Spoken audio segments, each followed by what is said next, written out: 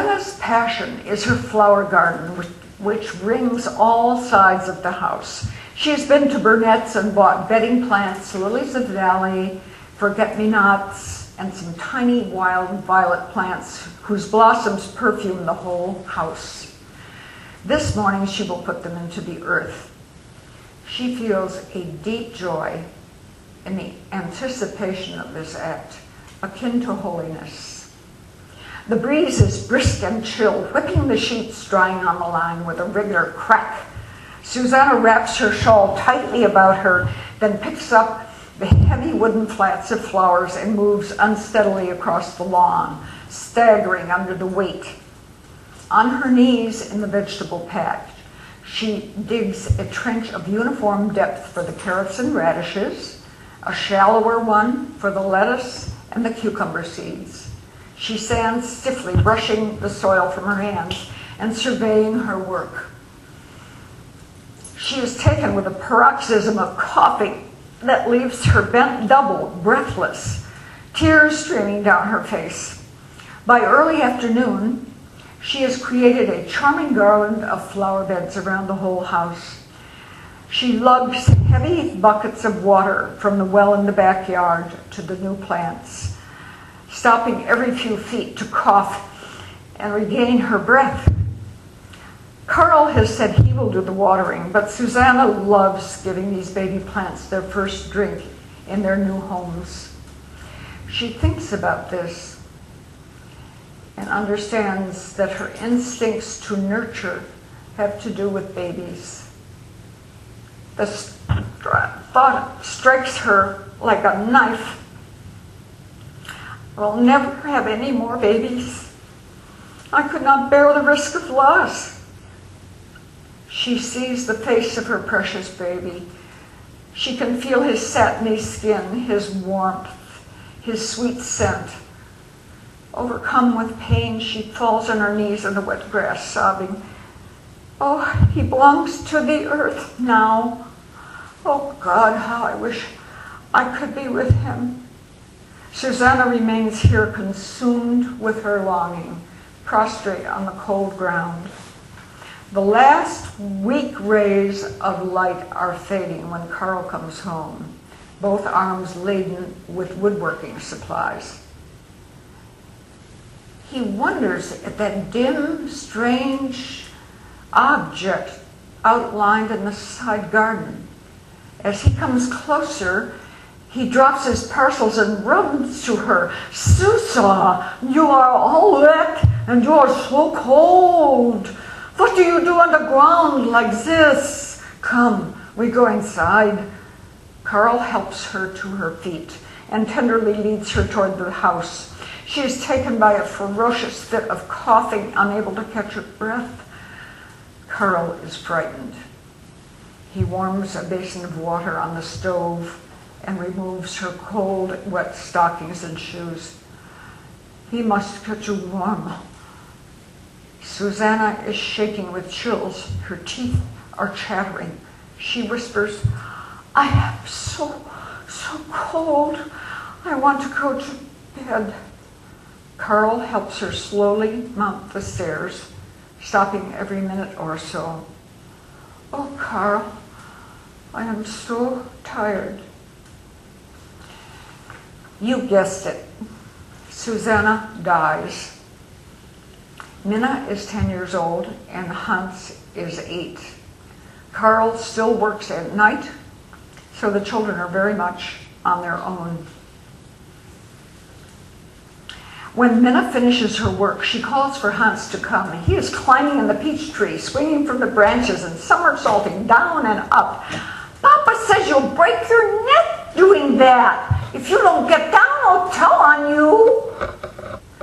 In a more placating tone, she says, "Come on, we can have sugar bread for lunch." Hans appears in the kitchen, scruffy and dirty. Minna and her mother roll, says, "Look at you. Wash your hands and then go on down to the cool cellar and bring up the milk and the butter dish." "You're so bossy. I don't have to do what you say." He gives Minna a stubborn, dark glance, but he obeys her. Minna goes to the pantry and unwraps the bread from its towel. She slices 4 large pieces and places them on crockery plates. Hans pours 2 cups of milk and slices a huge slab of butter onto his plate. He pours a stream of sugar over his bread and bites into it like a ravenous wolf. He glances up at his sister guiltily, his big blue eyes appealing to her. She's disgusted with this little animal brother of hers. "You're a pig, Hansie. Ugh!" And Minna bites primly into her bread and butter. When they've finished and cleared away the food and crumbs, Minna says, "Now we have to clean the lamps before Papa gets up. I promised him we would." She sets out the 4 blackened oil lamps on the kitchen table. "Hans, bring in that pile of old newspapers from the shed and tear us up some strips, and I'll get the turpentine. Oh, and bring in the big pan from the shed, too." Minna makes a pan full of lye soap suds and carries it to the table. The glass globes of the kerosene lamps are covered in oily black residue.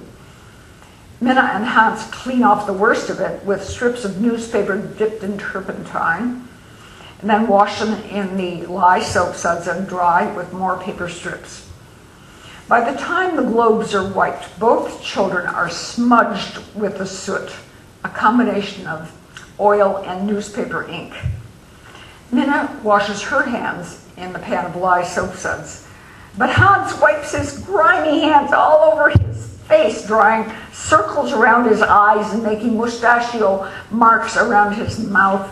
Minna looks at him and howls with laughter. He's a sight.